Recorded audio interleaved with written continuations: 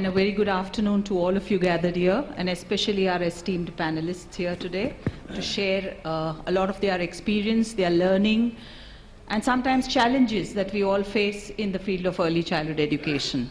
I will avoid calling our field preschool because I think we are all lamenting the fact that the grade 1 curriculum is being pushed down and kindergartens are made to do the writing and the reading earlier. I think that's one of the challenges that all of us face.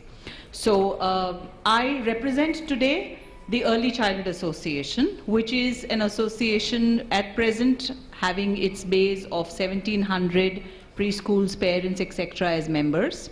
We have active territory heads in all states in India, and I urge all of you to please become its member if you care for the field of early childhood education. At the onset, I would like to thank Seema for organizing such a wonderful, wonderful conference. I think she deserves a huge round of applause. I was just talking to her that getting all these busy people in one hall on a working day, I think that really deserves credit. I would start by showing you a video because the topic is so pertinent which has been given to us today, which is keeping the child at the center of it all. And that's what our discussions today are going to revolve around, how we achieve to keep the child at the center of it all, or how are we not achieving sometimes in keeping the child in the center of it all. So I'll start first with a video.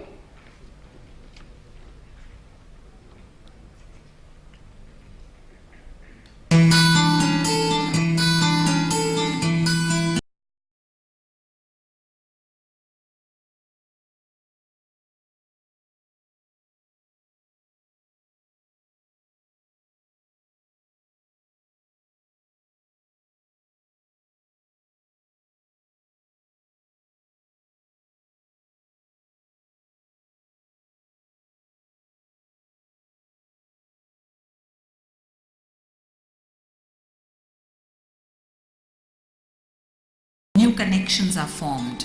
That will become the blueprint of the child for life. If at that age kids don't receive the right kind of care or learning, they will grow up with a few crayons missing from their life's pencil box. And why should that happen to any child?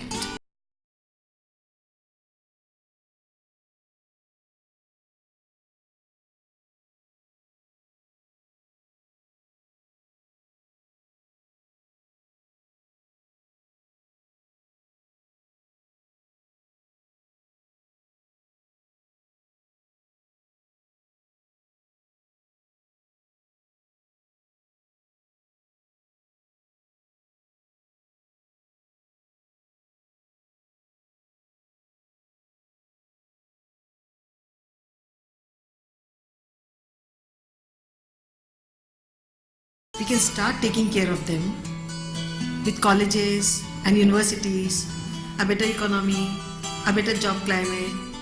But that's wrong. A recent New York Times editorial poses the question, do we invest in prison or preschools? The answer is obvious. The most critical time that you have with children is right now.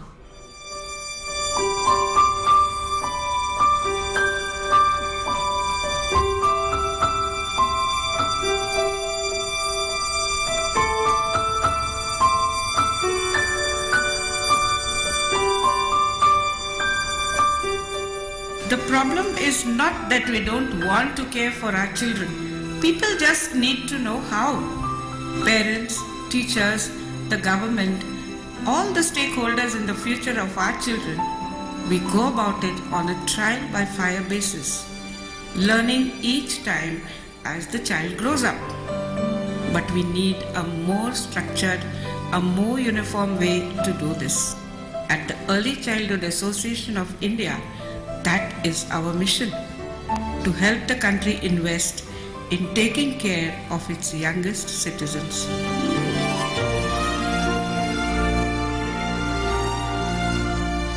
Children go through a period of rapid learning in the first 5 years. The most embedded parts of their personalities, their attitudes, moral values, social values, their learning abilities, how they deal with people, how they deal with situations, good or bad, they are all a product of experiences that they have between the ages of 0 and 5. That's when they learn how to adapt and respond to the world.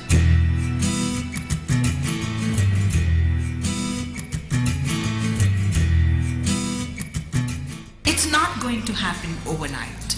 We are looking at big changes, revolutionary changes, but we are taking baby steps. Still, if we can learn anything from these children, it's that baby steps can make a big difference if they are in the right direction.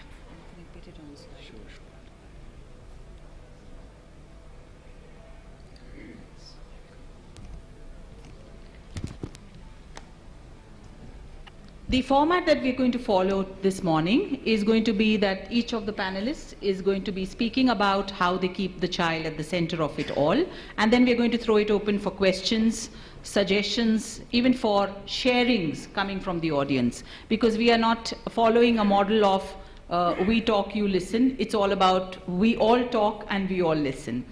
Before I hand over to the first panelist, I would like to show you some photographs that very easily signify why the child should be at the center of it all.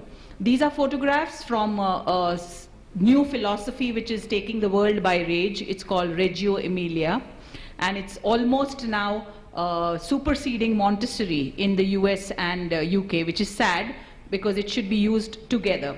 It's also a philosophy which has come from Italy, which was the birthplace of Montessori also.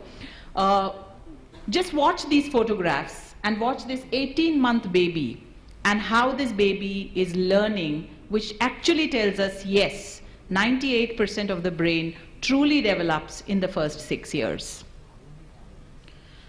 This baby refused to play with toys, and he was flipping through a magazine and came upon a picture. What do you think this child is asking?